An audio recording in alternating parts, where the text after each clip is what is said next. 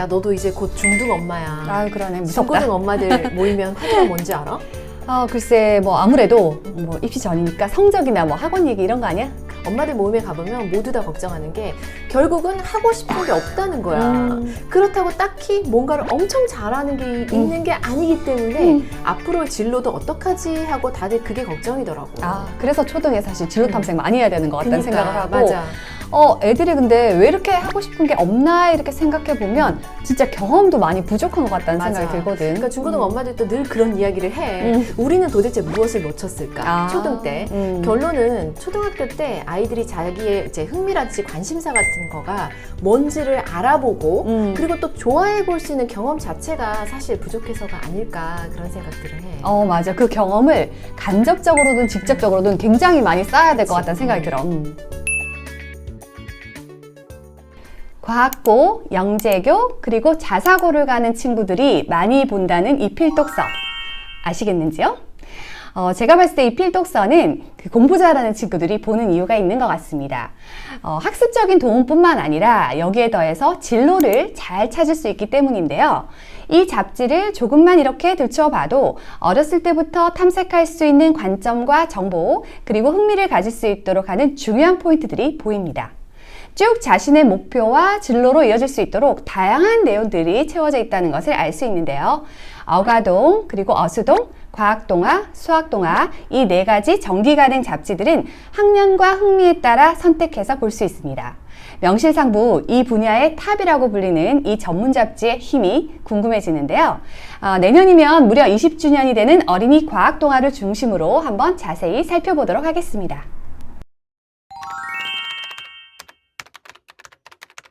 다양한 진로와 직업의 세계에 대한 간접 체험.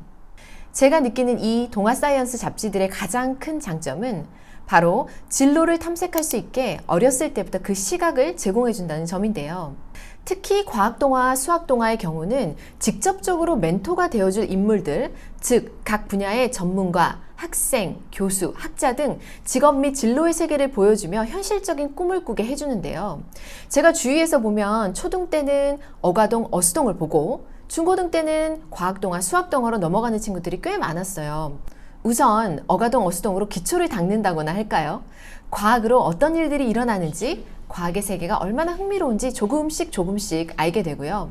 이렇게 함으로써 아이들이 초등 저학년 때부터 과학과 수학, 그리고 세상 전반에 대한 시각을 확장하고 자신의 흥미와 관심사를 찾게 됩니다. 이런 활동이 없었던 친구들은 사실 중고등이 돼서도 대부분 자신이 무엇을 좋아하는지, 무엇에 흥미가 있는지, 무슨 일을 하면서 살고 싶은지 찾기 어려워하는 것 같더라고요. 이게 바로 중고등학교 엄마들의 공통 걱정거리이기도 합니다.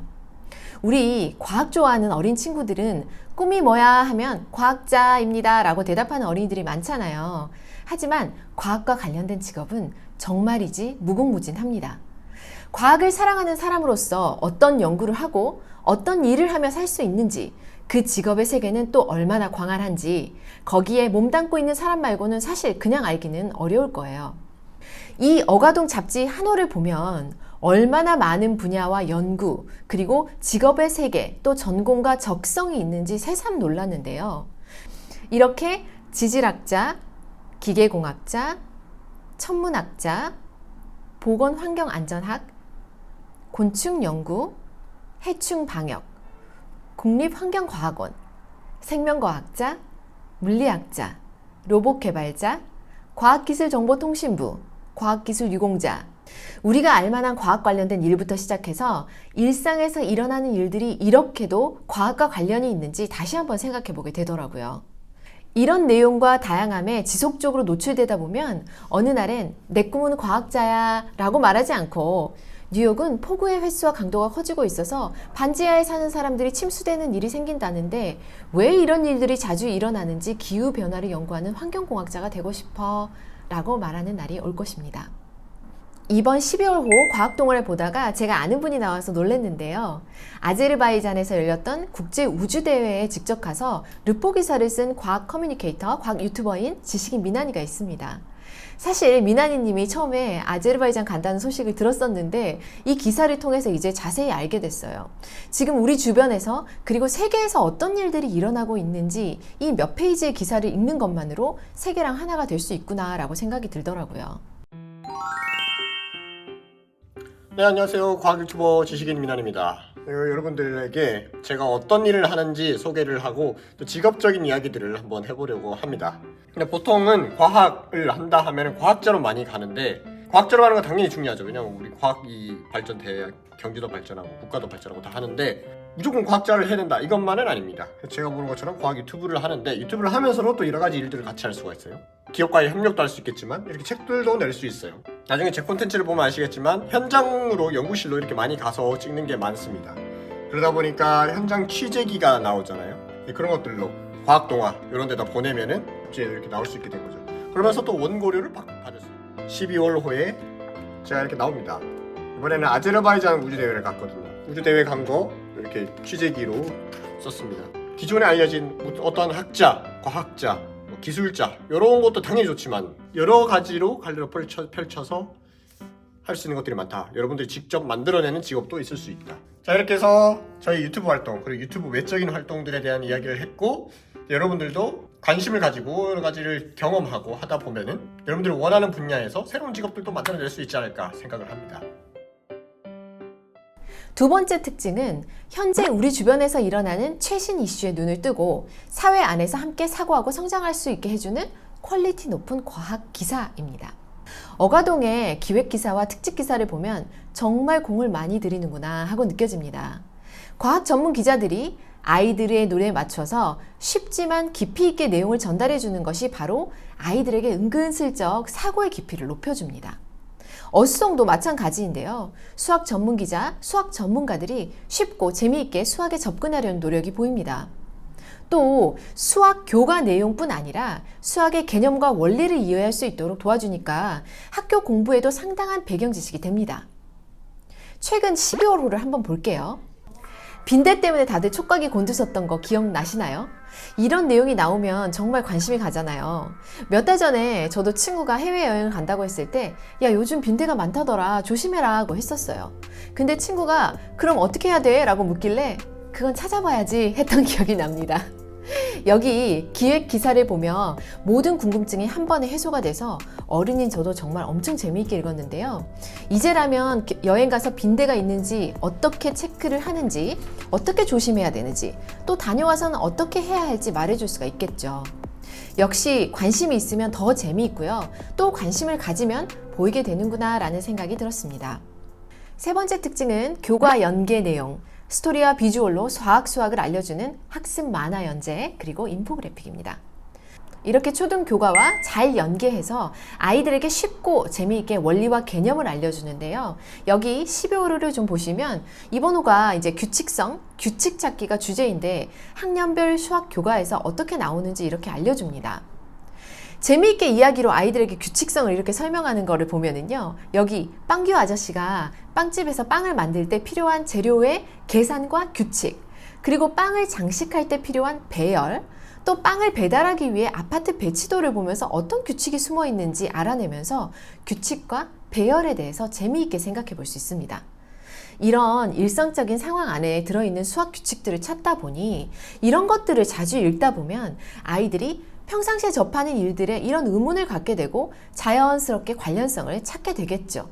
그게 사실 이 잡지가 주는 어마어마한 힘일 거예요. 뒤에 이제 놀이북에서까지 활동으로 함께 할 수 있으니까 저학년 친구들에게 정말 딱이더라고요.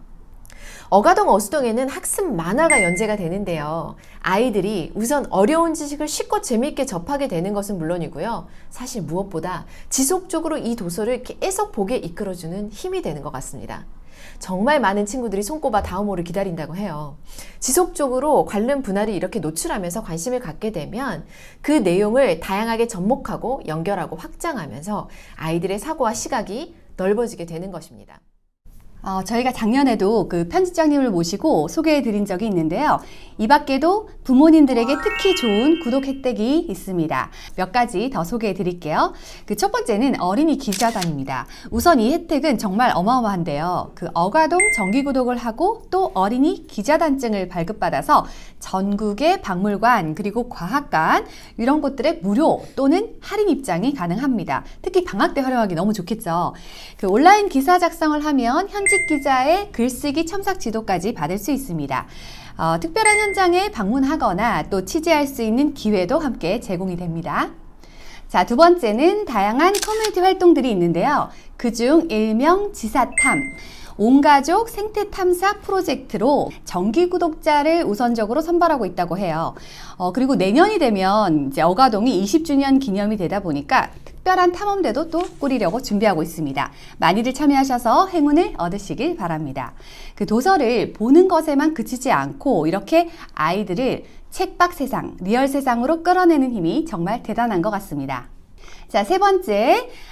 D-라이브러리라고 있습니다.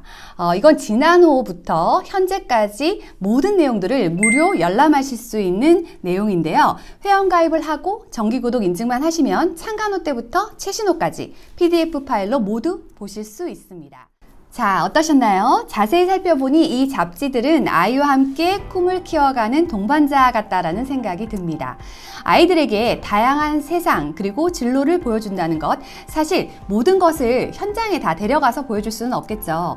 그런 의미에서 가정에서 가장 효과적으로 아이들의 꿈을 찾아주는 방법, 바로 관련 내용이 풍부한 이런 전문 잡지를 접하게 해주는 게 아닌가 싶습니다. 확실히 꾸준히 몇 년 동안 어가동, 오스동부터 과학 동화나 수학 동화를 본 아이들은 세계관이 넓고 또 자기가 해야 할 일을 구체적으로 안다는 생각을 하게 되었습니다. 이제 다가오는 겨울방학에 박물관, 과학관으로 아이들의 체험학습이 해결되겠다라는 생각도 드는데요. 아이들과 이번 겨울방학에는 경험과 체험을 많이 해보면서 우리 아이들의 꿈을 응원하면 어떨까 합니다.